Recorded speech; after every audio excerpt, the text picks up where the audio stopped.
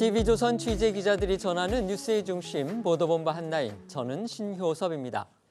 윤석열 대통령이 오늘 생중계된 국무회의 모두 발언을 통해 가능한 빠른 시일 내에 폭우 피해 지역을 특별 재난 지역으로 선포하고 정부 가용 자원을 모두 동원하겠다고 밝혔습니다. 윤 대통령은 특히 이권 카르텔, 부패 카르텔에 대한 보조금을 전부 폐지하고 그 재원으로 수해 복구와 피해 보전에 재정을 투입해야 한다고 강조했습니다. 전국의 수해 지역에서는 복구 작업이 시작이 됐지만 오늘과 내일 또 많은 비가 예보돼 국민의 시름을 키우고 있습니다. 오송 지하차도 침수 사건 속보를 비롯한 재난특보 먼저 전해드리고 정치, 사회 분야의 핫한 소식들로 이어가겠습니다.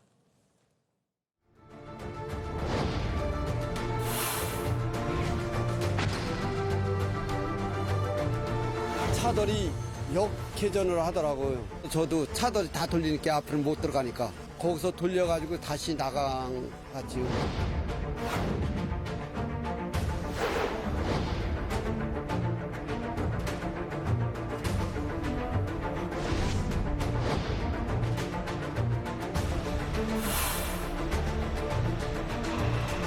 장마 대비하라고 계속 뉴스 나왔잖아요. 그러면은 그 유실된 개방을 탄탄하게 만들어 놨으면은 저런 사고가 문제가 일어날 수가 없죠.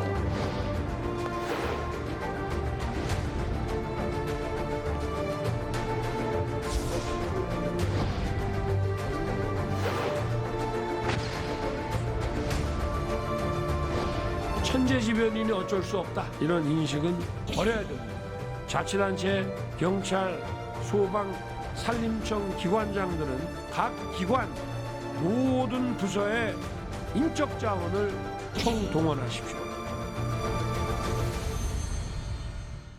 어제 새벽 유럽 순방에서 귀국한과 동시에 중대본 회의를 주재하고 또 수해 현장까지 찾았던 윤석열 대통령이 오늘은 국무회의를 주재하고 집중호우 피해 복구 지원 이 계획을 밝혔습니다. 네, 윤 대통령은 오늘 민방위 훈련복 차림으로 국무회의를 주재하면서 모두 발언을 통해서 국정 우선순위를 호우 대응에 두고 있음을 강조했습니다.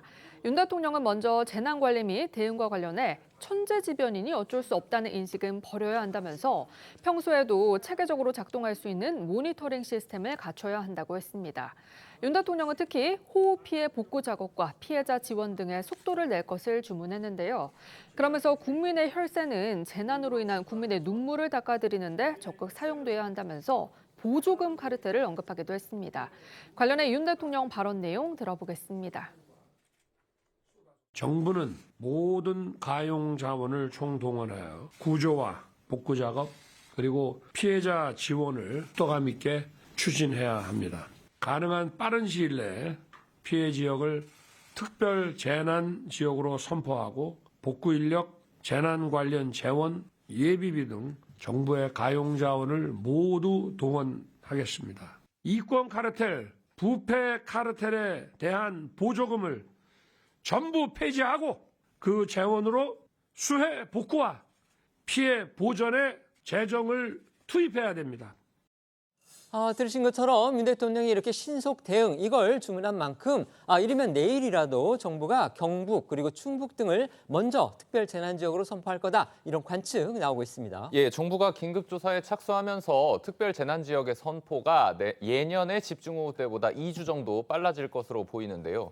일단 경북 예천군을 비롯해서 집중호우로 심각한 피해를 본 경북과 충북 지역에 대한 특별 재난 지역 선포 절차를 신속하게 진행할 것으로 보이고요. 이르면 내일 일부 지역의 특별 재난 지역 선포가 가능할 것이라는 전망입니다.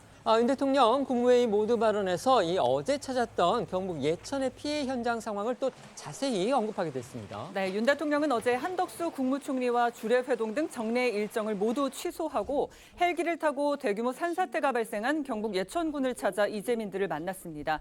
윤 대통령은 뿌리채 뽑혀 떠내려온 나무 잔해들과 이 바위가 덮쳐 무너진 농가의 모습에 한동안 말을 잇지 못했고요. 산사태에 휩쓸려 뒤집어진 차량을 보고는 주변 참모들에게 나만 찍지 말고 주변을 모두 찍어 놓으라며 사고 현장 촬영을 지시하기도 했습니다. 또 고령의 이재민들에게는 정부에서 복구를 할 테니 너무 걱정하지 말라면서 손을 맞잡으며 위로를 건넸는데요. 어제 상황을 영상으로 보시죠. 정책 수단을 모두 동원하여 후속 조치를 신속하게 추진해 주기 바랍니다. 이상현상이니까 어쩔 수 없다는 식의 인식은 완전히 뜯어 고쳐야 됩니다.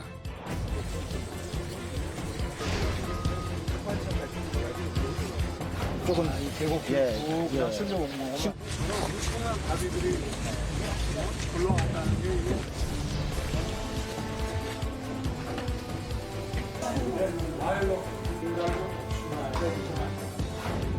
몇백 톤짜리 이런 바위가 막 산에서 불러 내려올 정도로 이런 거는 저도 지금까지 살면서 처음 봐가지고요. 얼마나 놀라셨겠습니까? 조금만 좀 찾고 계십시오. 정부에서 제가 다 복구해드리고 다 할 테니까 너무 걱정하지 마시고. 이번 집중호우로 인해서 12,000여 명의 이재민이 발생을 했고요. 또 사망자만 이 40명이 넘는 것으로 집계가 됐습니다. 특히 피해가 컸던 장소 충북 오송 지하차도였는데요. 어제 저녁에 추가 실종자 1명이 발견이 되면서 수색 작업은 사실상 마무리가 됐습니다. 그렇습니다. 어제 저녁 추가 실종자 1명이 발견되면서 지금까지 지하차도 침수 사고 현장에서 숨진 희생자 14명으로 늘어난 상태인데요. 추가로 발견된 사망자는 마지막 실종자로 추정됐던 60대 여성 운전자의 신원과 일치하는 것으로 나타났습니다. 수색이 사실상 마무리되면서 지하차도 침수 사고와 관련해 경찰의 본격적 수사가 진행될 걸로 보이는데요. 충북경찰청은 어제 오후 지하차도 침수 차량에 대한 감식과 사고 원인으로 지목된 미호강 제방에 대한 1차 합동 감식을 통해서 제방 높이나 폭 같은 것들을 살펴보기 위한 기초조사를 마쳤다고 밝혔습니다. 국무총리실 국무조정실에서도 이 오송 지하차도 참사 원인에 대한 감찰 조사에 착수했다고 합니다. 피할 수 있었던 인재다 이런 정황들이 드러났기 때문이겠죠. 그렇습니다. 국무조정실 공직복무관리실은 어제 보도자료를 통해 국민의 소중한 생명을 지키지 못한 원인을 밝히기 위해 관할 지자체 등에 대한 감찰에 착수했다라고 전했는데요.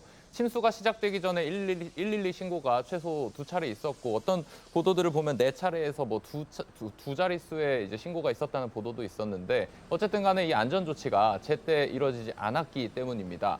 국무조정실에 따르면 사고 당일에 침수가 시작된 오전 8시 40분보다 100분 이른 오전 7시 2분쯤에 112 상황실로 주민들이 긴급 대피해야 할 것 같다라는 신고가 접수가 됐고 이후에 7시 58분에는 오송 지하차도 긴급 통제를 요청하는 추가 신고도 들어왔습니다. 하지만 교통 통제가 이뤄지지 않았고 결국에 미호강 제방이 터지면서 14명이 목숨을 잃은 겁니다. 이에 국조실은 사고 전에 지하차도에 대한 이 교통 통제가 적시에 이뤄지지 않은 이유를 밝히기 위해 충북도와 청주시, 흥덕구 등 관련 지자체와 경찰, 소방의 안전조치 내역 등 자료를 확보하고 있는 것으로 전해졌습니다. 네, 이뿐 아니라 국조실은 경찰이 신고를 접수한 뒤 사고 현장이 아닌 다른 지하차도로 5인 출동했다는 의혹도 살펴보고 있는 것으로 알려졌는데요. 경찰이 사고가 난 궁평 2 지하차도가 아닌 도심과 가까운 궁평 지하차도로 출동했다는 겁니다. 이에 경찰 측은 신고자가 통제 장소를 정확히 궁평 2 지하차도로 지목하지 않았다고 설명한 것으로 전해졌는데 다만 국조실 관계자는 경찰이 교통 통제의 주체 중 하나지만 도로 관리와 홍수 상태 등을 모두 파악하는 건 아닌 만큼 5인 출동 자체가 핵심 사안은 아니라고 설명을 했습니다. 사고 직전 상황을 짐작할 수 있는 그 영상들이 잇따라 또 공개가 되고 있습니다. 그러면서 이 도로 통제만 제대로 됐었다면 하는 안타까움 더욱 커지고 있습니다. 이 지하차도 특성상 내부가 어둡고 또 움푹 파인 형태이기 때문에 일단 진입하면 빠져나오기가 쉽지 않은데요. 사고 직전 찍힌 영상을 보시면 진입해야 하나 말아야 하나 망설이는 듯한 차량들도 앞차가 움직이면 괜찮은가 보다 하고 이내 물이 들어찬 지하차도로 진입하는 모습을 확인할 수 있습니다. 이 때문에 신속하게 차량 진입만 막았더라면 피해를 줄일 수 있었을 거라는 비판이 나올 수밖에 없는 건데요. 이 차량 통제 제대로 이루어지지 못한 이유에 대해서는 결국 경찰 수사와 국조실 감찰을 통해서 밝혀져야 할 것으로 보입니다. 침수 피해를 미리 막지 못한 것에서 더 나아가서요. 이 사고가 난 직후까지도 부실 대응이 이어졌다. 이런 보도까지 나오고 있어서 이 부분 역시 진상 파악이 필요해 보입니다. 예, 이게 조선일보 보도인데요. 청주시가 사고 당일날 폭우로 도로가 침수되자 노선 버스들에게 사고가 난 오송 궁평 2 지하차도를 이용하라고 안내했던 것으로 전해졌습니다. 청주시 대중교통과가 단체 대화방을 통해서 시내버스 업체들에게 사고가 난 지하차도로 버스 노선을 우회할 것을 권장한 시각 8시 49분으로 알려졌는데요. 지하차도가 물에 잠긴 지 9분이 지난 시각입니다. 이에 청주시 대중교통과 관계자는 원노선이 침수됐다라는 버스기사들의 보고를 받고 업체들과 우회 노선을 협의한 것이라면서 다른 부서에서 전달받은 내용이 없어서 지하차도가 침수됐다는 사실을 파악하지 못했다고 해명한 것으로 전해졌는데요. 보도대로라면 지자체가 사고 전에 예방 활동은 물론 사후 관리에도 부실 대응을 했다는 지적을 피할 수 없어 보입니다. 사고 원인과 관련해서는 또 이런 보도도 나오고 있습니다. 이 사고가 난 오송 지하차도는요, 이 미호강하고 불과 400m밖에 떨어지지 않은 곳입니다. 그런데로 충청북도에서 이 침수 위험도를 안일하게 생각해서 대처가 늦었다. 지금 이런 기사들도 나오고 있습니다. 네, 행정안전부에 따르면요. 3년 전 부산 지하차도 침수 사고 이후 전국 지자체에 자체적으로 지하차도별 위험 등급 분류 및 통제 기준을 정해 제출해달라고 요청했다고 하는데 이는 침수 우려가 있는 지하차도에 원격 자동 차단 설비를 구축하는 사업의 우선순위를 정하기 위해서였던 것으로 알려졌습니다. 그런데 당시 충북도가 행안부에 제출한 자료를 보면 사고가 난 지하차도를 침수 위험 보통에 해당하는 3등급으로 분류한 것으로 전해졌는데요. 오송 지하차도는 미호강과 불과 400m 떨어진 곳에 위치해 있고 주변보다 지대가 낮아서 물이 흘러 들어오기 쉬운 조건임에도 비교적 최근 시기인 2019년에 신축됐다는 이유로 이렇게 위험도를 정했다는 겁니다. 3등급으로 분류가 되면 호우경보 시에만 통제가 되고요. 침수 시 터널 입구 자동 차단 시설 설치 우선순위에서 밀리기 때문에 충북도는 올해 중 사고가 난 지하차도에 차단기를 설치할 예정이었던 것으로 전해졌습니다. 오송 사고의 원인으로 이 미호강 임시 제방이 부실했다. 이 점을 지적하는 의견들도 많습니다. 국무조정실이 이와 관련해서 행정 기록도 들여다볼 그런 계획이라고 하죠. 네, 미호천교 다리 공사가 시작되면서 원래 제방 역할을 했던 도로를 허물었고요. 지금은 그보다 1.6m 정도 낮은 임시 제방이 설치된 상태인데요. 국조실은 침수 원인을 제공한 미호천의 임시 제방 공사와 관련된 각종 행정 기록 등 이것도 조사할 계획이라고 밝혔습니다. 이미 많은 비가 내리고 또 범람 직전에 이른 상황에서 부랴부랴 제방을 쌓는 모습을 목격했다는 주민들의 주장이 나오고 있어서 추후 국조실 조사 과정에서 임시 제방 공사부터 사고 전후 대응이 적절했는지 등이 쟁점으로 떠오를 것으로 보입니다. 관련해 주민들의 주장 들어보겠습니다. 이제 가서 보니까 너무 안일하게 이제 공사가 돼서 지금 저 포크레인 한 대 가지고 이거 수위를 막을 수 있느냐. 장비를 더 투입시켜가지고 저걸 대비를 해야지.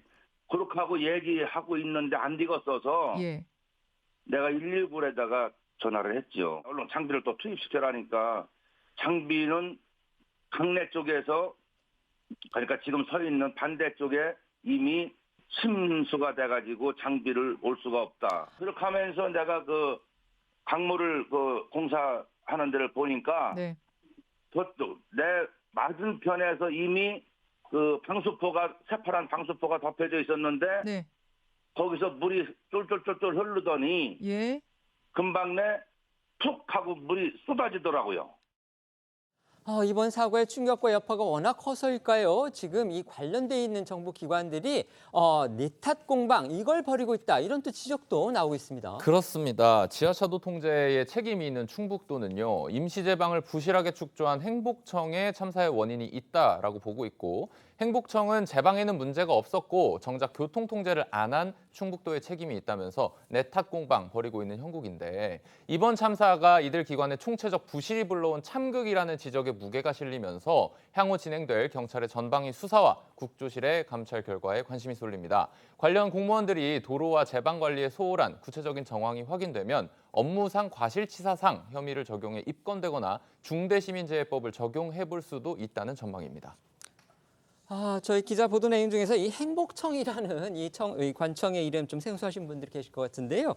정식 명칭은 행정중심 복합도시 건설청입니다. 이게 세종시 이 건설과 관련한 그런 부분을 맡고 있는 그런 곳인데 이 세종 오송 이번 지하 참사에도 역시 이 행복청이 관련돼 있다는 그런 지적들이 많기 때문에 이렇게 기관들 사이에 지금 서로 탓을 미루는 그런 현상까지 벌어지고 있다. 지금 이런 기사들이 나오고 있는 건데요. 이와 관련해서 패널들께서는 어떻게 보고 계시는지 의견 여쭤보겠습니다. 먼저 평가해 주시죠.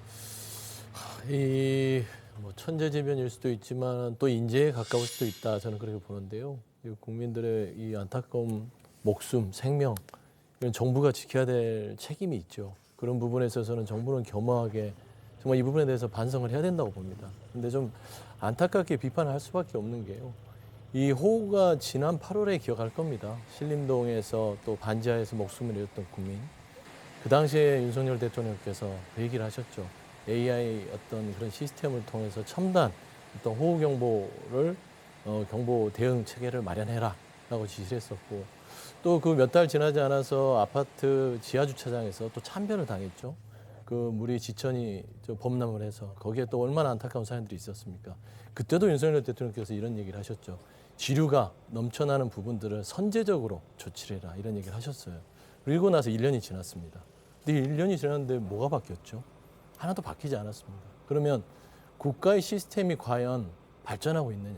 대통령이 지시한 부분들을 국가가, 정부가, 공무원들이 아니면 현장에서 이게 이루어지고 있느냐? 이런 부분들에 대해서 다시 한번 살펴봐야 된다. 중요한 거는 국민의 생명 부분에 있어서는요. 내 탓 공부하면 안 됩니다. 지금 보면은 윤석열 대통령도 그렇고 지금 현재 정부의 안타까운 것은 지금 수해 복구가 먼저입니다. 지금 원인을 파악해서 그 사람들을 수사하고 책임자 처벌은 복구를 수습한 다음에 하는 게 더 먼저인 것 같다는 생각이 들어서 일단은 뭔가 책임자 처벌, 그다음에 본인이 대통령이 지시했던 것들이 왜 1년 동안 아무것도 발전이 없었는지 그런 부분을 먼저 되돌아봐야만 똑같은 이런 재해에 대한 인재가 발생하지 않을 것이다. 라는 점에서는 좀 아쉬운 부분들이 많다라고 좀 판단하고 싶습니다. 네, 말씀해 주십시오. 한 두세 달 전에 서울시에서 오발령을 내려가지고 우리 서울시에 계신 분들이 혼란에 빠졌던 내용들을 다 기억하고 계실 거라고 생각합니다. 근데 그 위험을 알리기 위해서는 일선 공무원들이 말하자면 소위 말하는 오발을 해서라도 그 위험성을 알릴 필요가 분명히 있었기 때문에 거기에 대한 필요성까지는 국민들이 인정한다 하더라도 그 이후에 벌어지는 서울시와 행정안전부의 내탓 공방 때문에 국민들이 눈살을 굉장히 찌푸리셨거든요. 근데 이런 모습들이 저는 재발되면 안 된다고 생각합니다. 물론 이 사고 현장의 원인이 분명히 있었고 그 재발 방지 대책을 마련해야 되는 일은 시급하지만 그 가운데서 관계 부처들이 나는 잘못 없고 저쪽이 잘못이야라는 태도로 일관한다 그러면 국민들은 아마 그 부분에서 많은 화를 내실 것 같아요. 그 부분을 가장 많이 아쉬워할 것 같고요.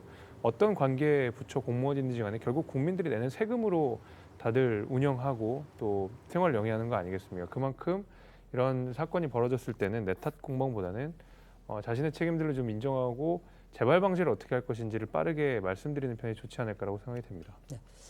이 물이 들어차는 위기 속에서도요, 이 다른 사람들의 생명을 구하기 위해서 정말 몸을 던진 의인들의 이야기, 이것도 또 전해지고 있습니다. 네, 오송 지하차도 참사 당시에 그곳을 지나던 한 화물차 운전기사가 3명의 생명을 구한 사실이 알려져서 화제가 되고 있습니다. 44살 유병조 씨인데요. 평소처럼 화물차를 몰고 궁평 2 지하차도를 통해서 출근을 하던 유 씨는 갑작스럽게 밀려오는 거센 물살에 결국 지하차도에 갇히게 됐습니다.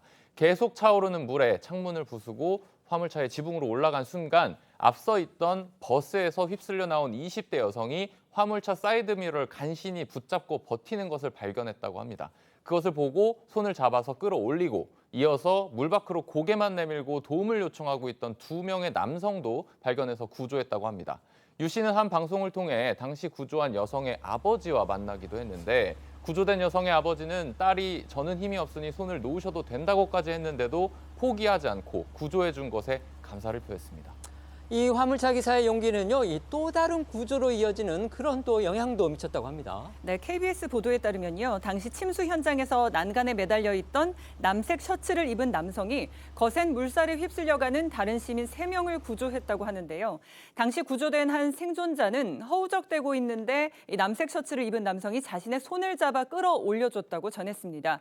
이 남색 셔츠의 남성은 증평군청 공무원인 정영석 씨로 확인이 됐는데 정 씨는 KBS와의 인터뷰에서 당시 3명을 구조했다고 회상을 했고요. 생존자들과 함께 난간 등을 붙들고 있다가 구조된 정 씨의 상처투성이 손도 화제가 됐습니다.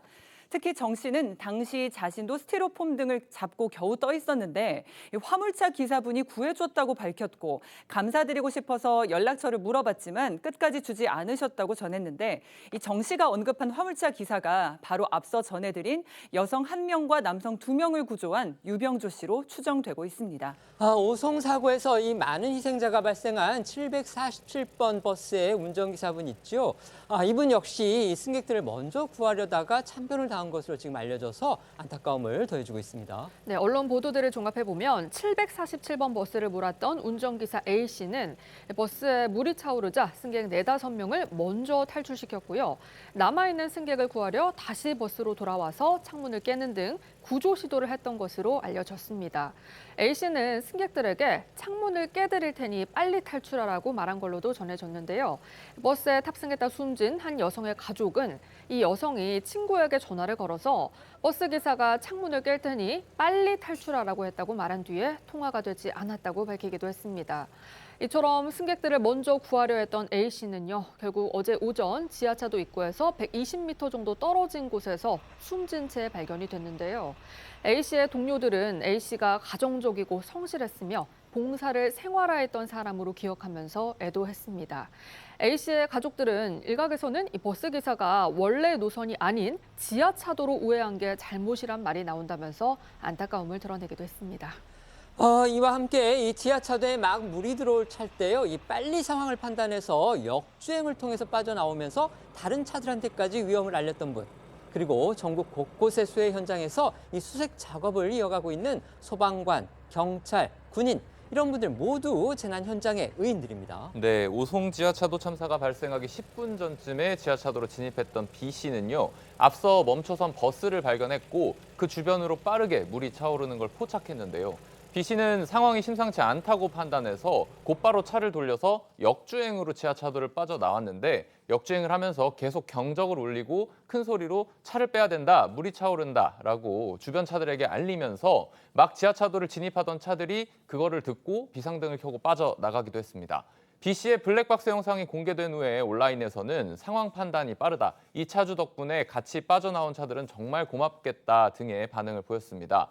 또 앵커께서 말씀하신 대로 전국 곳곳의 수해 현장에서 오늘도 실종자 수색 작업 등을 이어가고 있는 소방대원과 경찰, 군인들도 있는데요. 사실상 제대로 된 휴식도 없이 물이 들어찬 곳에서 작업을 이어가다 보니까 장화를 신은 발에 물집이 생기는 건 물론이고 온몸이 퉁퉁 부른 경우도 다반사라고 합니다. 이런 가운데 육군은 오늘 6개 호우 피해 복구 작전 TF를 편성하고 신속하고 집중적인 복구 지원에 나서겠다고 밝혔습니다. 12년 만에 말 그대로 최악의 인명피해를 남긴 이 집중호우 속에서 들려온 의인들의 이 같은 이야기 더욱 숙연함을 자아내게 하는데요. 이런 상황에서 이 부적절한 발언이나 태도 등으로 구설에 오른 정치인들이 그래서 더욱 국민의 눈살을 찌푸리게 만들고 있습니다. 네, 맞습니다. 먼저 김의겸 민주당 의원이 부적절한 발언으로 도마 위에 올랐습니다. 저희도 어제 짧게 전해드린 대로 국회 국방위, 외통위, 정보위 소속 민주당 의원들은 어제 윤석열 대통령이 우크라이나를 방문하면서 국가 안보를 위기에 빠뜨렸다면서 공동 성명을 발표했는데요. 이 자리에 참석한 김의겸 의원이 윤 대통령이 우리 조국의 운명을 궁평 지하차도로 밀어넣은 것과 마찬가지라고 주장을 했습니다. 이번 집중호우로 대규모 인명피해가 발생한 이 오송읍 지하차도 참사를 대통령을 비판하는 데 끌어온 것입니다. 재난을 정쟁에 끌어들였다, 이런 비판을 자초한 거죠. 네, 어제 나온 김의겸 의원의 발언부터 들어보겠습니다. 윤석열 대통령이 러시아에 가서 한 행동과 말은 우리 조국과 민족의 운명을 궁평 지하차도로 밀어넣는 것과 마찬가지라고 생각합니다. 윤석열 대통령의 폭주, 제발 멈춰주시기 바랍니다. 김 의원 발언이 알려지자 곧 비판이 쏟아졌습니다. 네, 김의겸 의원의 SNS에는요, 자신을 오송 지하차도 사고 피해자 지인이라고 주장한 한 네티즌이 어떻게 그런 발언을 할 수 있냐, 유가족과 지인들이 분노하고 있다, 당장 사과하라는 댓글을 달기도 했고요. 국민의힘은 김의겸 의원을 향해서 아무리 대통령의 우크라이나 방문을 폄훼하고 싶었어도 어떻게 국민적 참사를 정쟁에 이용할 수 있냐고 반문하면서 이번 수해로 목숨을 잃은 분들과 유가족께 석고대죄해야 한다고 촉구했습니다. 국민의힘 목소리 들어보겠습니다. 김의겸 의원은 소중한 가족을 잃고 슬픔에 빠져 있는 유족의 아픔까지 이용해야 했는지 묻고 싶습니다. 재난을 정정의 무기로 쓰는 나쁜 버릇을 국민들이 더 이상 용납하지 않는다는 사실을 명심하시기 바랍니다. 또 김정화 전 대통령직 인수위 자문위원은요, 지긋지긋하다, 선동, 거짓, 막말 설화 제조기 김의겸 의원이라고 비판의 날을 세웠고요. 비극적 참사를 기회로 읽은 거냐면서 사람의 입에서 독이 나와서야 되겠냐고 직격했습니다. 결국 김의겸 의원 사과했습니다. 네, 김 의원 어제 오후 자신의 SNS를 통해 윤 대통령의 우크라이나 방문을 비판하며 부적절한 언급을 한 것은 자신의 불찰이라고 밝혔습니다. 또 김 의원은 오송 지하차도 참사 유가족께도 사과의 말씀을 전한다며 윤 대통령의 대러시아 정책의 위험성을 강조하려는 마음이 앞서서 유가족들의 마음을 헤아리지 못했다. 거듭 사과드린다. 이렇게 얘기했습니다. 추미애 전 법무부 장관이 윤석열 대통령 그리고 정부를 비판하는 과정에서 사용한 이 표현도 또 논란이 되고 있습니다. 그렇습니다. 추 전 장관은 어제 자신의 SNS를 통해 물폭탄이 쏟아지는데도 2시간 이상 아무런 조치를 안 해서 결국 많은 인명피해를 야기한 것이다 라면서 그 대통령의 그 지사, 그 장관, 그 시장이라고 꼬집었는데요. 그러면서 추 전 장관이 참사가 예견되는데도 할 수 있고 마땅히 해야 하는 조치를 하지 않은 부작위에 대한 법적 책임을 물어야 한다. 거듭된 직무유기에 의한 대형 참사는 미필적 고의에 의한 재난살인이라고 해야 한다고 주장했습니다. 국민의힘에서는 즉각 논평을 통해 추 전 장관이 재난과 살인이라는 양립할 수 없는 단어를 조합해서 윤 대통령과 정부를 비난하는 것을 넘어 수해까지 정치적으로 이용하고 있다고 비판했습니다. 여권에서는요, 이 원희룡 국토교통부 장관이 참사 현장에서 이 도로를 막고서 기자회견을 했다. 이런 논란에 휩싸였습니다. 네, 맞습니다. 원희룡 장관은 지난 16일 오송 지하차도 참사 현장을 찾았는데요.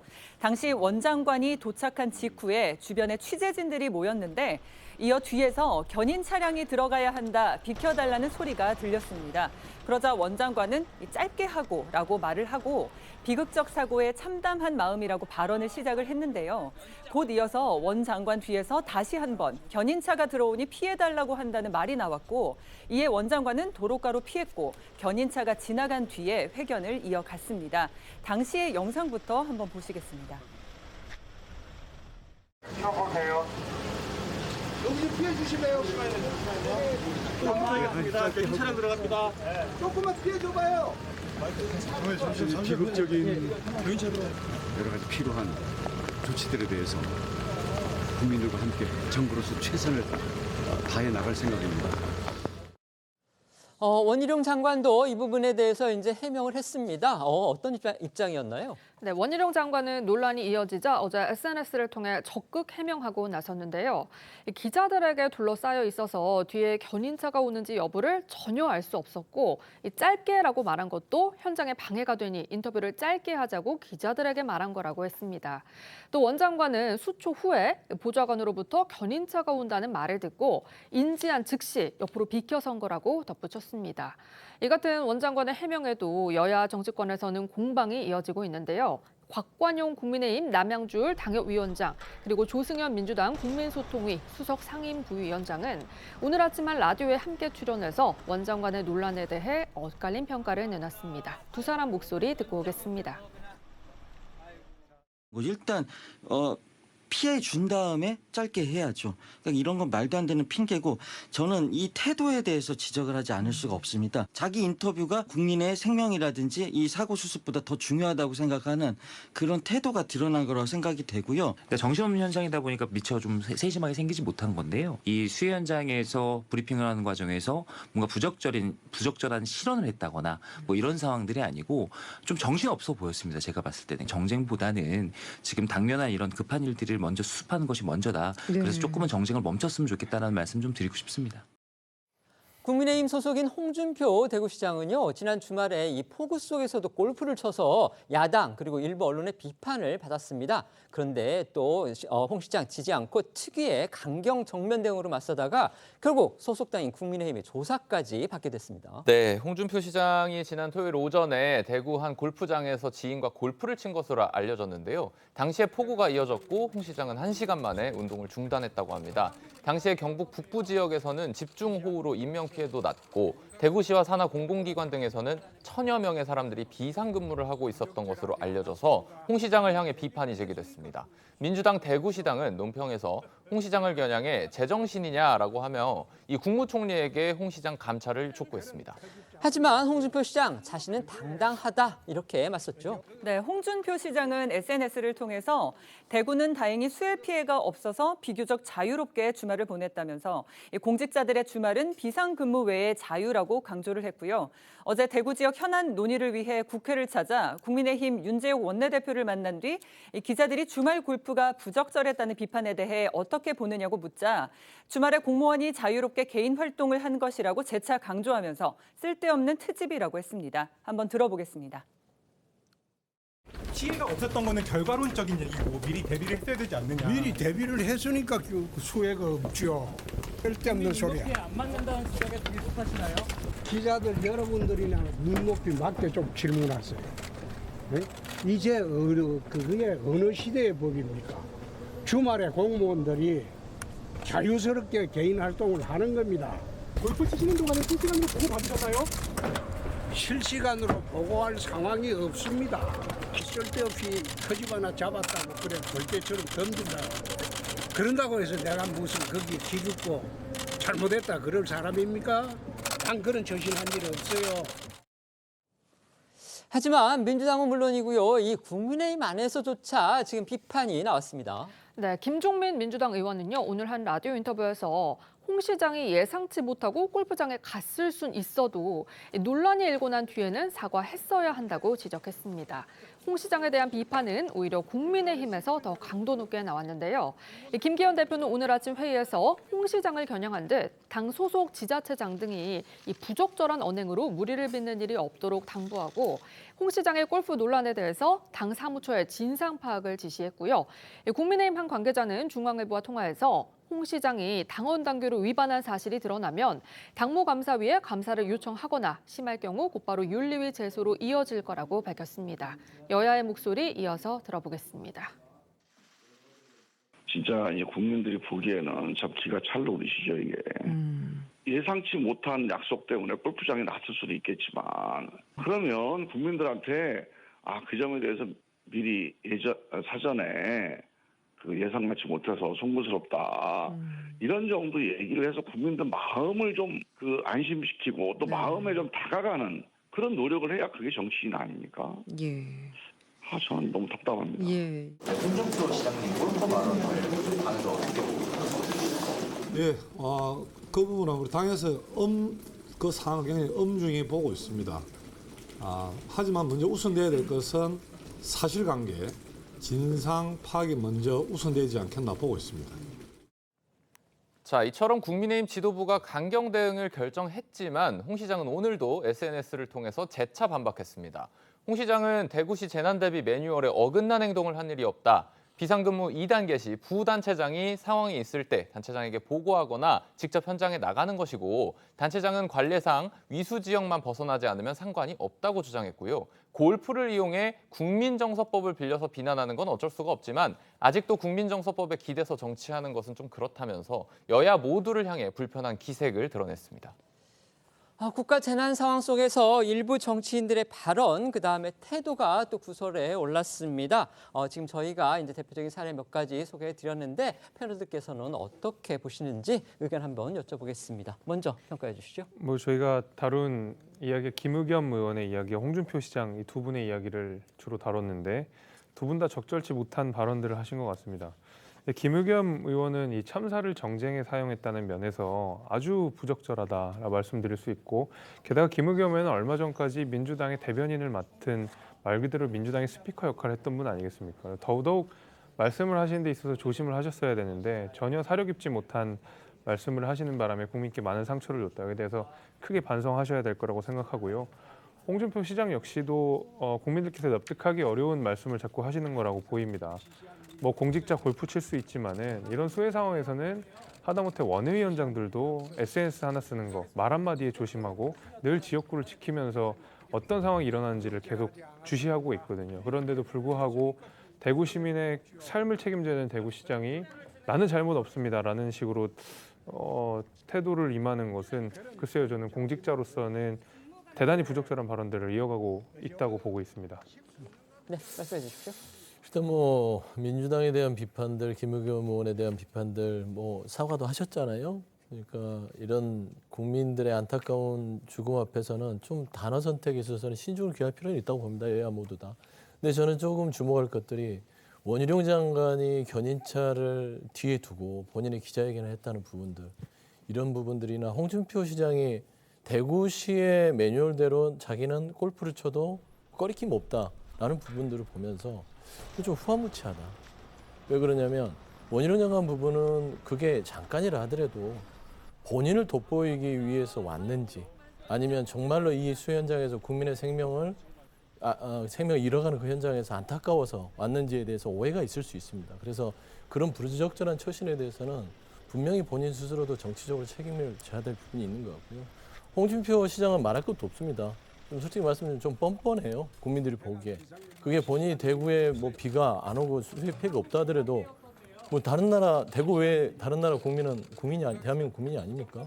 오랫동안 정치했던 분으로서 그런 부분에서 겸허하게 죄송하다, 부적절했다라고 하는 게 맞는데, 지금 무슨 어깃장 놓듯이 하는 부분들을 보면 본인이 정치인으로서 정치적 책임은 전혀 지지 않겠다는 태도다라고 좀 평가하고 싶습니다. 네. 지금부터는 어제 저희 방송에서 이 시간 관계상 전해드리지 못했던요, 이 조국 전 법무부 장관 부부의 자녀 입시 비리 혐의 항소심 재판 상황, 지금부터 자세히 살펴보겠습니다.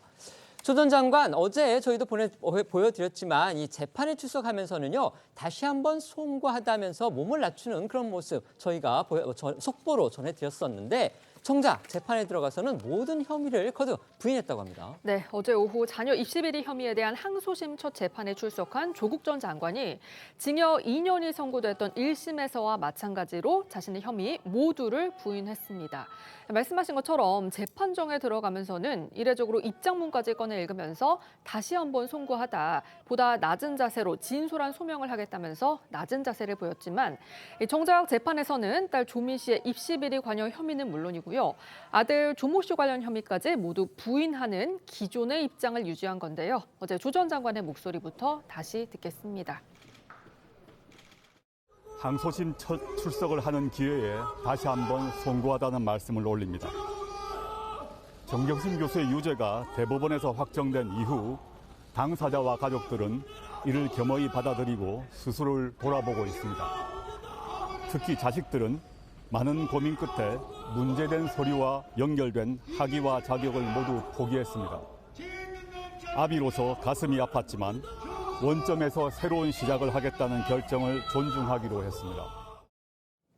어제 항소심 재판에서 이 조 전 장관의 입장 변화 여부가 주목이 된 건, 검찰이 조 전 장관의 딸 조민 씨 기소 여부에 대한 본인의 반성과 또 공범인 조 전 장관 부부의 입장 등을 고려해 결정하겠다는 입장을 미리 밝혔기 때문이었습니다. 다시 말해서 조 전 장관이 혐의를 인정하고 반성하는 태도를 보이는지 아닌지가 딸 조민 씨 기소 여부에 영향을 미칠 수 있다는 얘기로 해석이 된 건데요. 하지만 이런 상황에서도 조 전 장관이 재차 혐의를 부인한 만큼 곧 조 씨의 기소 여부를 결정해야 하는 검찰의 고민은 더욱 깊어질 걸로 보입니다. 어제 재판에는 부인 정경심 전 교수도 함께 피고인으로 출석했습니다. 부부가 법정에서 마주치니까 이 목례로 인사를 했다고 합니다. 네, 어제 재판은 공판 준비 기일 이후 첫 정식 공판으로 피고인의 출석 의무가 있었고, 이에 따라 딸의 입시 비리 혐의 등으로 지난해 1월 징역 4년이 확정돼 복역 중인 조 전 장관의 부인 정경심 전 교수도 법정에 출석했습니다. 지난해 10월 허리디스크 수술을 한 정 전 교수는 재판 시작 5분 전쯤에 휠체어를 탄 채 굳은 표정으로 입정했고요. 조 전 장관을 마주하자 조용히 고개를 숙이며 인사를 나눈 것으로 전해졌습니다. 조 전 장관 어떤 주장들을 하면서 혐의를 부인했는지 이 부분도 자세히 전해주시죠. 네, 먼저 조 전 장관 측은 딸 조민 씨와의 공범 관계를 모두 부인했습니다. 직업을 묻는 판사의 질문에 작가라고 답한 조 전 장관은 변호인을 통해 딸 조민 씨와 관련한 입시 비리 혐의에 대해 관여하지 않아서 잘 알지 못한다는 입장을 밝혔습니다. 또 대체로 입시 비리 의혹을 받는 자료 등이 허위 사실인지를 알지 못했기 때문에 나머지 가족과 공범 관계로 봐서는 안 된다고 항변했습니다. 1심 재판부는 혐의 대부분을 인정을 했습니다. 하지만 조 전 장관은 본인은 몰랐다. 이 기존 입장 계속 유지를 한 겁니다. 네, 맞습니다. 조 전 장관 측은 특히 재판부를 향해서 자녀가 수행한 체험학습과 인턴십에 대해 공범 성립에 필요한 정도로 허위에 대한 인식을 가질 수 있었는지를 다시 평가하고 판단해달라고 요청을 했는데요.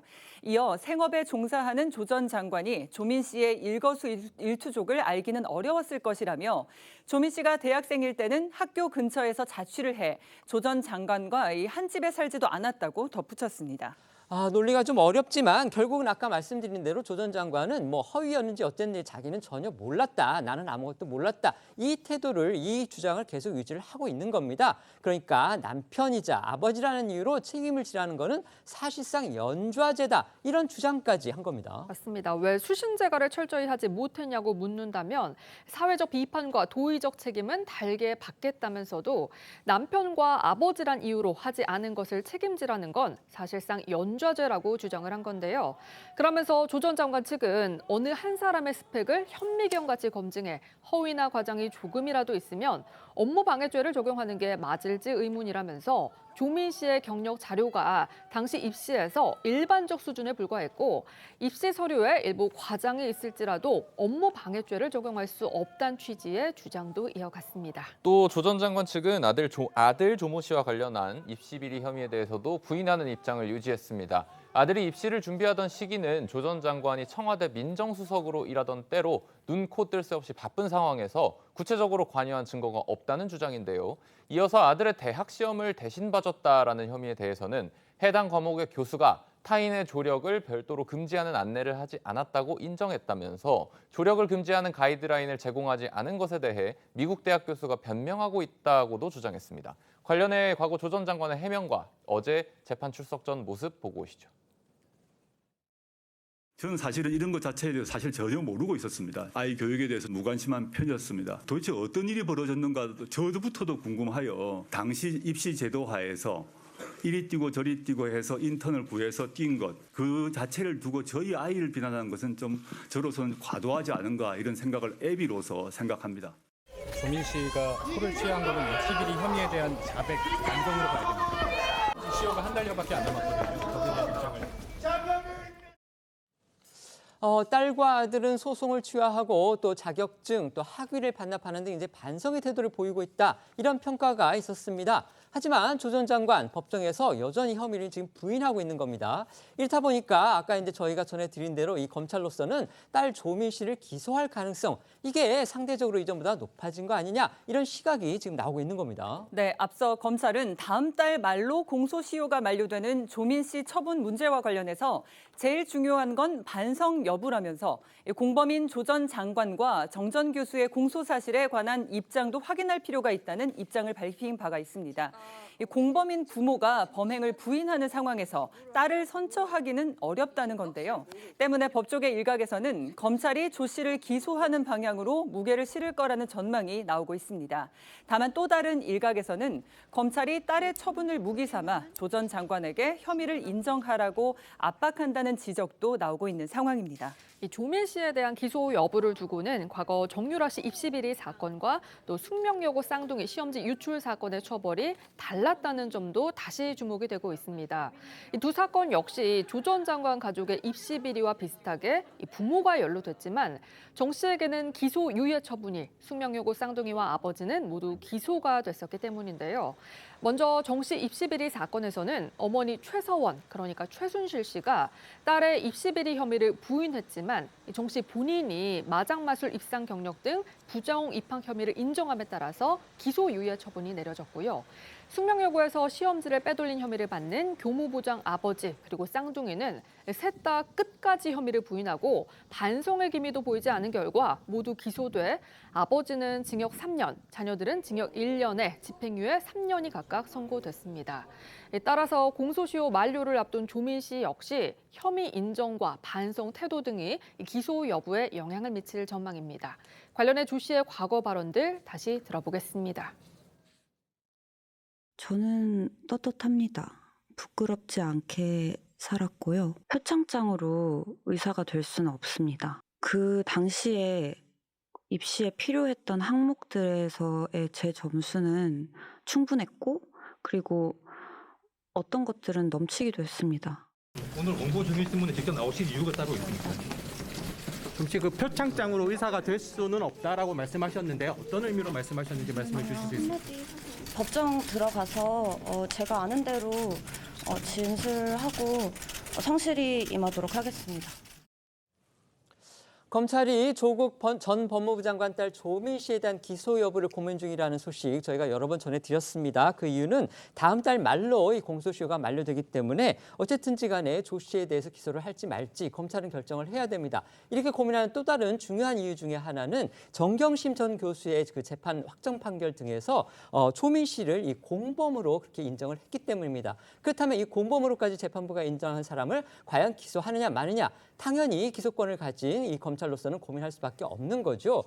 그런 상황에서 검찰이 전에 그런 입장을 밝혔습니다. 결국 조민 씨 자신뿐만이 아니라 조민 씨의 공범으로 지목되고 있는 조국 전 법무부 장관 부부가 이번 사안에 대해서 어떤 태도를 취하느냐를 보고서 판단하겠다 그랬는데, 어제 조국 전 장관이 혐의를 전면 부인했기 때문에 검찰이 더욱 고민에 빠졌다. 지금 이런 시각이 나오고 있는 겁니다. 어제 상황 어떻게 보셨습니까? 네, 참 조국 전 장관 길고도 깁니다. 지금 한 4, 5년 된 것 같은데요. 일단은 조국 전 장관이 항소를 한 이유는 본인의 혐의에 대해서 방어권을 더 주장하고자 항소를 한 거 아니겠습니까? 근데 거기에 지금 조민 씨라는 조국 전 장관의 딸이 걸려 있는 거예요. 그래서 최근에 이제 조민 씨가 본인 학위에 대한 부분들에 대해서 반성하는 태도를 보였잖아요. 부산대도 그렇고요. 근데 이런 차원에서는 검찰은 조민 씨만 보고 조민 씨의 반성하는 태도를 보고 기소 여부를 결정해야 됨에도 불구하고, 제가 봐서는 조국 전 장관이 재판에서 어떤 태도를 보이느냐에 대해서 뭐 판단을 한다면 그건 좀 부적절할 것 같아요. 그러니까 조민 씨의 태도를 보고 검찰은 판단해야 됩니다. 그리고 조국 전 장관은 그거를 고려하지 않고 본인에 대한 방어권을 최대한 행사하면서 본인의 입장을 말할 것이다. 저는 물론 재판부가 결정을 하겠지만 검찰 자체도 뭐 예전에 정유라 씨도 그렇고 쌍둥이에 대한 기소 여부에 대한 판단도 그렇고 검찰이 그동안 해왔던 방식대로 공명정대하게 어떤 조국 전 장관을 자녀를 어떤 뭐 빌미로 해서 어떤 자기의 죄에 대해서 뭐 자백을 하거나 이런 부분들을 기대한다는 거, 이런 부분들은 없었으면 좋겠다라는 좀 말씀을 드리고 싶습니다. 네, 말씀해 주십시오. 그 모든 입시 비리 혐의를 부인하는 가운데서 아들의 학위를 반납한다는 것은 저는 도대체가 이해가 잘 안 됩니다. 굉장히 뭐 맞지 않는 이야기 아니겠습니까? 뭔가 떳떳하다라는 이야기인데 뭐가 떳떳하지 않아서 학위를 반납했는지 일단 거기에 대해서는 제가 잘 모르겠고, 특히 이제 조민 씨 관련돼서는 기소유예가 뭐 검토된다는 언론 기사를 본 적이 있는데, 기소유예라는 것이 죄는 인정되지만 재판으로 넘기지 않겠다라는 거 아니겠습니까? 이제 그렇다 그러면 당연히 법의 형평성 문제를 우리가 논할 수밖에 없을 것 같습니다. 말씀 주신 대로 숙명여고 쌍둥이 사건이라든지 정유라 사건, 이런 것들 다 조국 전 장관과 굉장히 비슷한 사건들이거든요. 근데 앞선 두 사건에 관해서는 굉장히 강한 처벌을 받았지만은 조국 전 장관에 대해서는 유연한 처벌이 이루어진다 그러면 일단 법에 대한 신뢰가 저는 많이 무너질 수 있다라는 생각이 좀 들고요. 조국 전 장관은 연좌제라고 주장하고 있지만 만약에 조민 씨의 아들이 아버지가 조국이 아니었다면 과연 저런 특혜를 누렸을 것이냐, 저런 식으로 입학을 할 수 있었을 것이냐, 저런 식으로 표창장을 받을 수 있었을 것이냐, 저는 아니라고 생각합니다. 그렇기 때문에 조국 전 장관이 이건 연좌제고 나는 모른이었다고 발만 빼서는 충분한 설득이 되진 않을 거라고 봅니다. 네. 정유라 씨 경우에는 이제 뭐 학위 부분이라든지 대학 입학 부분 이런 부분에서는 아주 가혹하게 그런 처분을 받았죠. 하지만 적어도 형사적인 부분에서는 이제 기소유예를 받았다는 거, 그건 저희가 밝혀드리겠습니다. 민주당 내부 사정 얘기해 보겠습니다. 김은경 혁신위원장이 그제였죠. 한 언론사 인터뷰에서 이 발언을 했는데 이걸 두고서 지금 당내에서 논란이 커지고 있습니다. 친이낙연계가 공개적으로 반발하고 나선 겁니다. 그렇습니다. 김은경 위원장이 지난 16일에 연합뉴스 인터뷰를 했는데 먼저 당내의 고질적인 문제인 계파 간 갈등 양상을 두고 분열은 혁신의 대상이라고 규정했습니다. 그러면서 최근 이낙연 전 대표가 귀국하면서 계파 싸움이 재현된다라는 우려가 나온다는 질문이 있었는데, 이것에 대해 절체절명의 상황에서 당의 원로라면 어떻게 행동해야 할지 본인이 잘 알 것이다. 자기 계파를 살리려 하는 것은 부적절하다. 이낙연 전 대표가 그러지 않으리라 기대한다라고 밝혔는데요. 이를 두고 친낙계 중진 의원인 서른 의원이 어제 자신의 SNS에서 무슨 근거로 그런 발언을 한 것이냐, 혁신을 이끌어야 할 혁신위원장이 특정인을 겨냥한 마녀사냥식 발언을 쏟아낸 속내가 무엇인가, 김 위원장의 발언은 오히려 갈등을 부추기고 당의 혼란을 가중시키는 격이다라고 직격했습니다. 서 의원은 그러면서 김 위원장의 공개 사과까지 요구했습니다. 이낙연 전 대표 측에서 본다면 당 혁신위원장이 이제 공개적으로 이낙연 전 대표를 한 계파의 수장으로 전제를 하고요. 그러면서 계파 갈등 일으키지 말라, 이렇게 공개 경고한 것으로 해석이 되니까 가만히 있을 수가 없게 된 거다, 이렇게 볼 수 있겠습니다. 친낙계는 아니지만요, 이 비명계로 분류되는 이상민 의원도 김 위원장 비판에 가세했습니다. 반면 친명계는 또 생각이 다른 듯합니다. 네, 맞습니다. 오선 중진 이상민 의원은 어제 한 라디오 방송에서 더 힘센 당권을 쥐고 있는 분들은 그대로 놔두고 특정인을 겨냥해 계파주의를 언급하는 건 공정하지 못하다. 또 일그러진 팬덤 현상들을 혁파를 해야 된다고 했습니다. 반면 친명계 김영진 의원은 김은경 위원장의 발언이 이낙연 전 대표를 대상으로 한 건 아니었다, 오해할 필요는 없다며 김 위원장을 감쌌는데요. 이상민, 김영진 의원의 목소리를 직접 들어보겠습니다. 만약에 그렇다면 친명계라는 부터 먼저 겨냥하고 말을 했어야죠. 이낙연 전 대표만 겨냥해서 뭐 계파주의에 어떻다라고 하는 건 공정치 못하다고 생각됩니다. 특별하게 이낙연 대표가 당내 관련해서 그렇게 진행했던 예가 없었기 때문에 저는 뭐 그렇게 이낙연 대표를 대상으로 해서 했던 건 아니었고 그렇게 오해할 필요는 없지 않나 그런 생각이 들고요. 김은경 위원장 자신의 발언이 파장을 일으키니까 서둘러서 또 진화에 나섰습니다. 네, 김 위원장은 오늘 한 라디오 방송에 출연해서 인터뷰에서 앞뒤 맥락이 잘려 오해가 생겼다고 했습니다. 자신의 발언의 뜻은 이낙연 전 대표는 원로인데 자기 계파를 살리려고 정치적 언행을 하지 않을 거다, 오히려 당 통합에 역할을 할 걸로 기대한다라는 거였는데, 일부에서 말의 앞뒤를 자르고 연결해서 당혹스럽다면서 서른 의원도 충분히 서운할 수 있었을 거란 생각이 든다고 덧붙였습니다. 김 위원장은 또 이재명 대표와 개인적으로 일절 연락하지 않는다고도 했는데요. 김 위원장의 오늘 이야기 직접 듣고 오겠습니다. 이낙연 전 대표께서는 원로신데 그러니까 자기 계파를 살리려고 정치적인 언행 그런 거 하실 것 같지 않다. 오히려 당을 통합하는데 역할을 하실 걸로 저는 기대합니다 했는데 앞뒤 자르고 딱 연결하니까 그래서 저도 당혹스럽고 서른 의원님께서도 충분히 서운하실 수 있었을 거라는 생각은 듭니다. 김 위원장은 또 내일 비공개로 예정된 이재명 대표와 이낙연 전 대표의 회동, 즉 명락회동에 대해서는 두 사람이 만찬을 끝내고 나오면서 깨복쟁이 친구처럼 어깨동무를 하고 나온다면 너무 기쁠 것 같다라면서 두 사람의 화합을 기대했습니다. 김 위원장이 얘기한 깨복쟁이 친구는 옷을 다 벗고도 부끄러운 줄 모르고 함께 자란 허물없는 친구라는 의미의 전라도 방언입니다.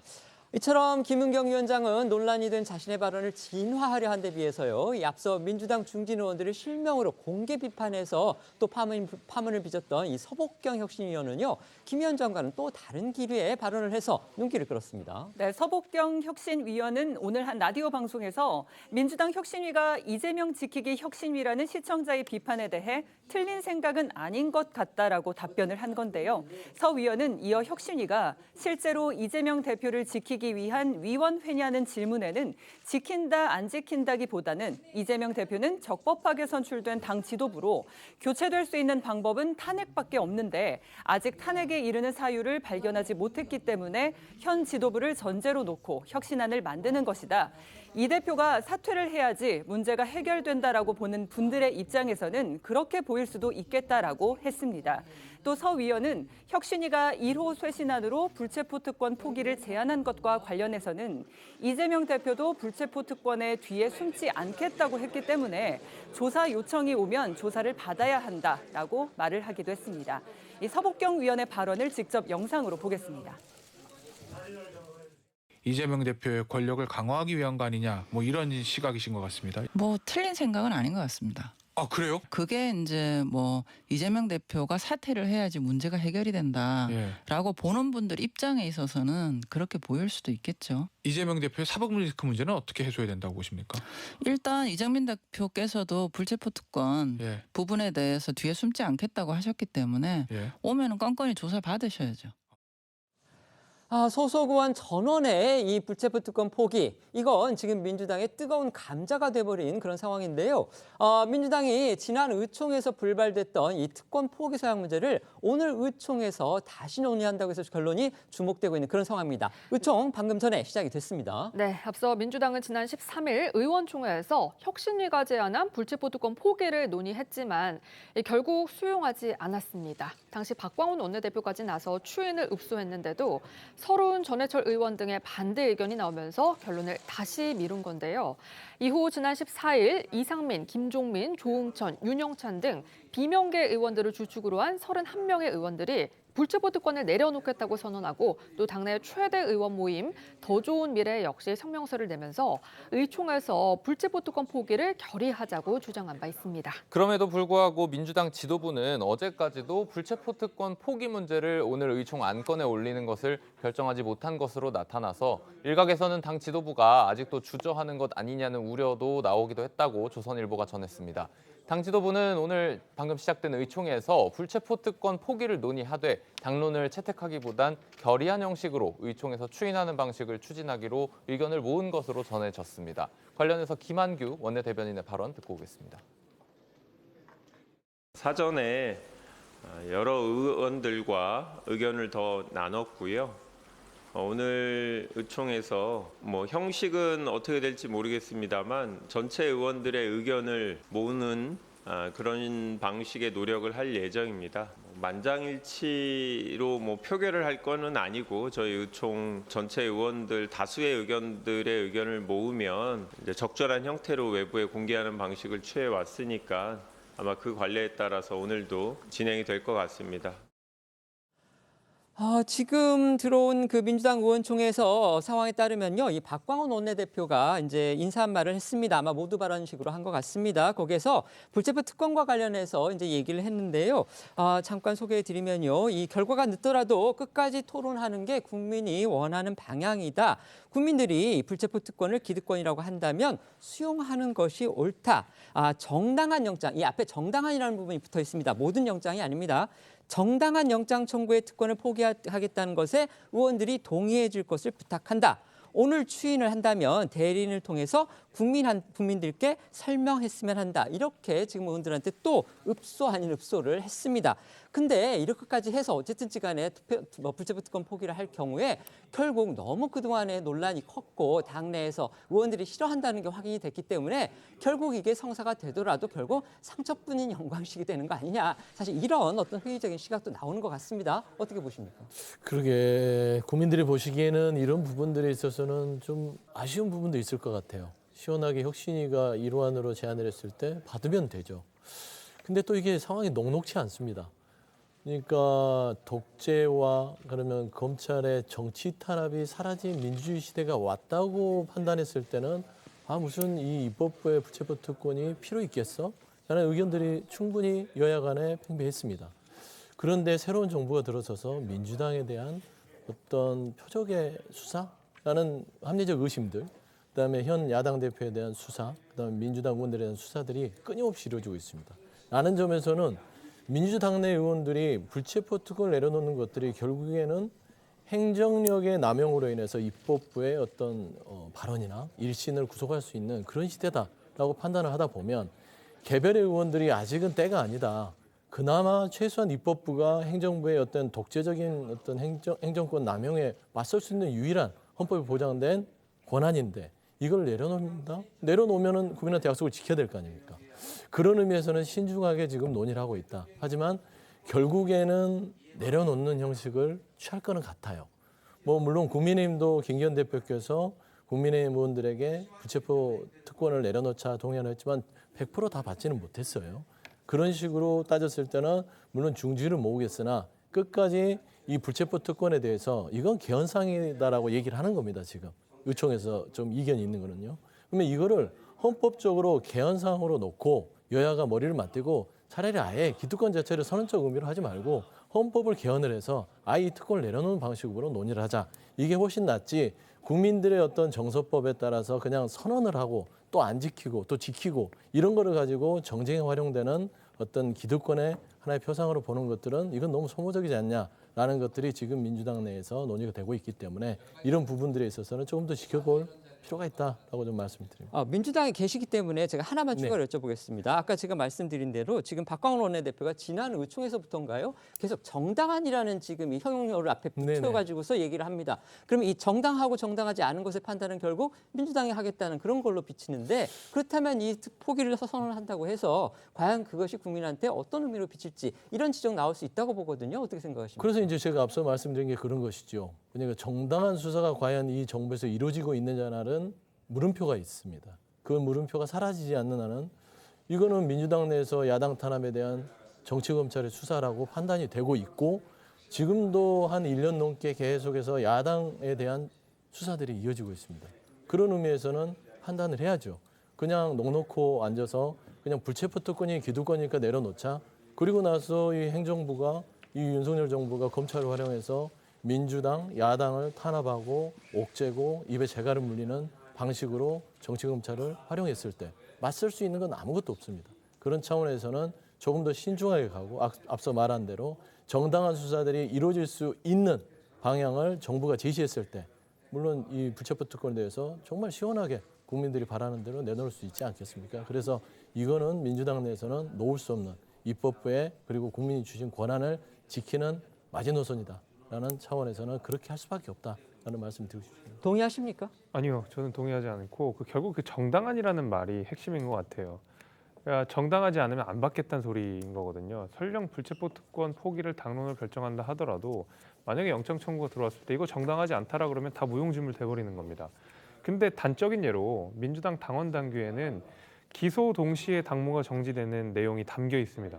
이거는 뭐 의총에서 나온 결론도 아니고 당원 당규에 박혀 있는 내용임에도 불구하고 이재명 대표에게는 예외를 뒀습니다. 이유는 뭐냐면 검찰이 부당한 수사를 하고 있다라는 이야기 때문에요. 예외 조항을 적용을 한 그렇죠. 거죠. 예외 조항을 적용을 했는데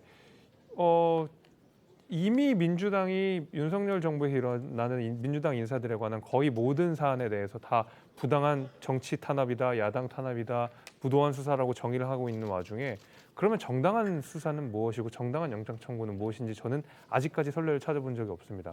민주당 인사들에 대한 체포동의안 전부 부결됐습니다. 그렇게 생각해 봤을 때 설령 앞으로는 불체포 특권을 포기한다 하더라도 어떠한 예외 조항을 두든지 아니면 이것을 정당하지 않다고 규정을 하든지 하는 방식으로 저는 불체포 특권 포기를 우회하는 방식으로 앞으로도 전국이 전개될 가능성이 높다고 봅니다. 지금부터는 오늘 하루 놓치면 안 될 핫한 뉴스를 모아 전해드리는 어쩌다 이런 일이 코너로 이어가겠습니다.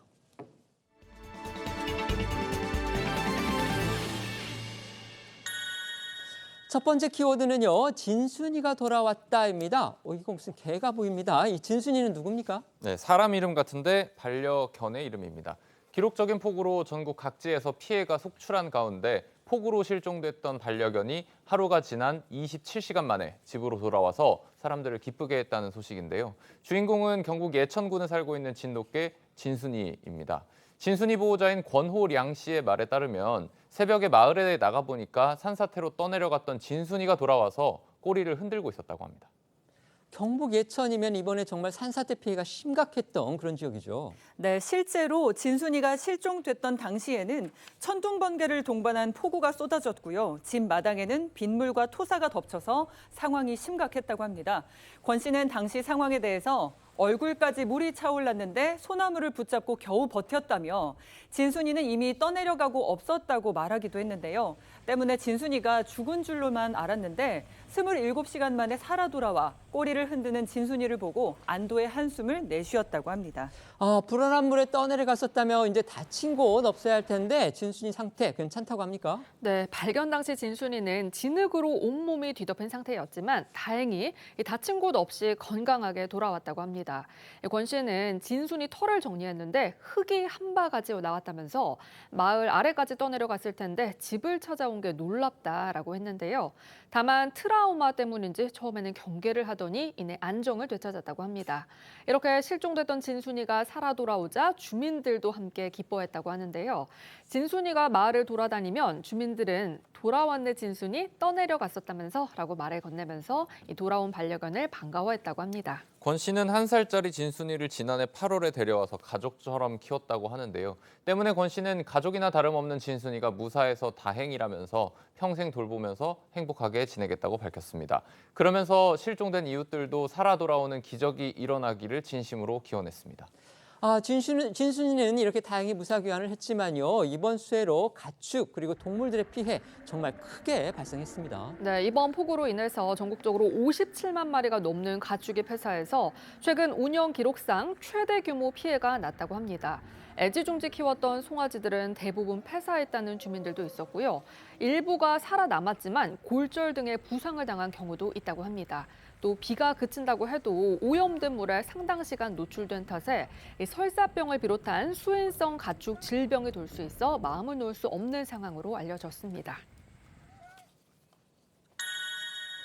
두 번째 키워드는요. 차량 파손 죄송입니다. 톱스타죠. 송혜교 씨의 사진이 보입니다. 네, 송혜교 씨가 최근에 집을 새로 짓고 있는 중이라는데요. 이 공사장에서 철근이 떨어져가지고 이웃 주민의 차량이 파손되는 사고가 발생했습니다. 처음 사고가 알려진 것은 한 스포츠 일간지가 톱스타 A씨가 신축 중인 고급 주택 공사장에서 대형 철근이 낙하해 차량이 파손됐다라고 보도하면서 알려졌는데요. 이 보도가 나간 뒤에 송혜교 씨 소속사 측이 곧장 입장을 내고 해당 사고와 관련된 톱스타가 송혜교 씨임을 밝힌 겁니다. 그러니까 가장 먼저 사고를 보도한 언론사는 이제 이름을 밝히지 않고 그냥 A씨 이렇게만 표현을 했는데 오히려 이 소속사가 곧바로 송혜교 씨 이름을 밝히면서 아주 재빠르게 사과를 한 겁니다. 네, 맞습니다. 소속사는 송혜교 씨 집을 신축 공사하는 과정에 주민 차량이 파손되는 사고가 일어났다며 안전관리에 미흡했던 부분 사과드린다고 전했습니다. 그러면서 무엇보다 피해를 입은 차주분께 죄송하다는 말씀을 드린다. 피해 복구와 재발 방지를 위해 건설사와 긴밀히 협의를 하면서 최선을 다해 대책을 마련하고 다시는 이런 일이 일어나지 않도록 주의하겠다고도 밝혔습니다. 또한 주민분들의 의견도 더욱 잘 수렴을 해서 공사로 인한 불편을 반영하고 개선하도록 하겠다며 재차 사과를 했습니다. 실제로 송혜교 씨 소속사에서도 언급을 했듯 신축 공사 과정에 주민들의 불편이 있었던 걸로 보입니다. 처음 보도를 한 언론에 따르면 평소에도 안전관리 미흡 등 민원이 있었지만 건축주인 송혜교 씨 조치가 없어 주민 불만이 컸다고 하는데요. 이번에 피해를 입은 차주도 참다 못해 차 사고를 겪은 뒤 경찰에 신고했다면서 이번에 사고가 난 철근도 가설 구조물 해체 작업 중에 떨어졌는데 당시 현장 소장이 자리에 없었다고도 주장했습니다. 이에 대해 송혜교 씨 집 공사를 맡은 건설사 측은요. 해당 언론사와 통화해서 현장 소장과 작업자는 늘 상주에 있다면서 사고 직후 건설사 대표까지 30분 안에 현장에 도착했다고 주장을 했는데요. 다만 그럼에도 이런 사고가 발생해 죄송스러울 따름이라고 사과한 걸로 전해집니다. 인명피해가 일어나지 않은 건 정말 천만다행입니다. 하지만 이제 피해 보상이 남았겠죠. 피해를 본 차주와는 이야기가 잘 됐을까요? 네, 언론 보도들을 종합해 보면요. 송혜교 씨는 어제 오후 피해를 입은 차주와 파손 부분에 대한 민사상 합의를 마친 것으로 알려졌습니다. 또 안전관리 미흡에 대해서는 강남구청의 건축물 안전관리팀이 현장 조사를 마쳤으며 공사 재진행 여부는 구청과의 협의 절차를 거쳐서 조만간 결정될 것으로 전해졌습니다. 세 번째 키워드입니다. 주사는 살살, 주먹은 세게인데요. 이건 어떤 소식입니까? 네, 4년차 프로복서가 프로복싱 한국 챔피언에 등극을 했는데요. 이 챔피언의 정체가 큰 화제가 되고 있습니다. 영상부터 보고 오겠습니다. 6전 5승, 3K 5승, 1우승부 무태서령이야!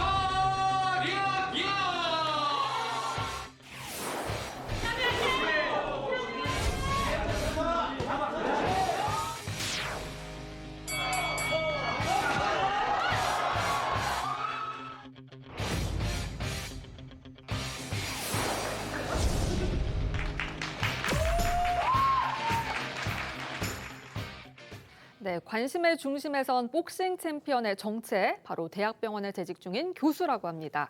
이 주인공은 순천향대학교 부속 천안병원 소아청소년과 서력영 교수인데요. 영상으로 보고 오셨듯이 서 교수는 지난 14일 KBM 3대 한국 타이틀 매치에 출전해서 임찬미 선수를 8라운드 38초 만에 TKO로 꺾고 이 챔피언 벨트를 획득했습니다. 서 교수는 이날 승리로 통산 전적 7전 6승 1무를 기록함으로써 무패 행진도 이어갔다고 합니다. 본업이 의사인 분이 이 아마추어도 아니고요. 이 프로 무대에서 챔피언에 등극을 한 겁니다. 정말 대단한 일입니다. 근데 사실 서 교수가 처음 복싱을 시작하게 된 계기는 스트레스 때문이었다고 합니다. 서 교수는 신생아 중환자실 근무를 오래 하면서 스트레스가 많이 쌓였었는데 이걸 해소하기 위해서 시작한 게 바로 복싱이었다 이겁니다. 그렇게 2019년부터 복싱을 시작한 서 교수는 2020년에 프로 무대에 데뷔했고 이후에 데뷔한 지 3년 만에 한국 챔피언까지 오르게 된 겁니다. 대학병원 의사라는 본업 그리고 이제 취미를 물론 했겠죠. 이 복싱을 병행하면서 프로 데뷔 3년 만에 우리나라 정상에 오른 건데요. 저희가 이제 본캐, 부캐 이런 말 하는데 정말 두 가지 가운데 어느 것 하나 놓치지 않은 그런 사례입니다. 그렇습니다. 관련해서 서 교수는요. 바쁜 시간을 쪼개서 땀 흘려 훈련해온 시간이 떠오른다. 의사와 프로복서 역할 모두에서 항상 최선을 다하는 모습을 보여드리겠다고 말했다고 합니다. 또 다른 언론에서는 의사로서 혹은 복서로서의 이런 모습이 누군가에게 원동력이 됐으면 좋겠다. 1, 2년 안에 세계 챔피언에도 도전하겠다는 포부를 밝혔다고 합니다. 저희는 1분 뒤에 다시 돌아오겠습니다. 오늘 준비한 소식은 여기까지입니다. 저희는 내일 오후 1시에 더 핫한 소식으로 찾아뵙겠습니다. 시청해 주셔서 고맙습니다.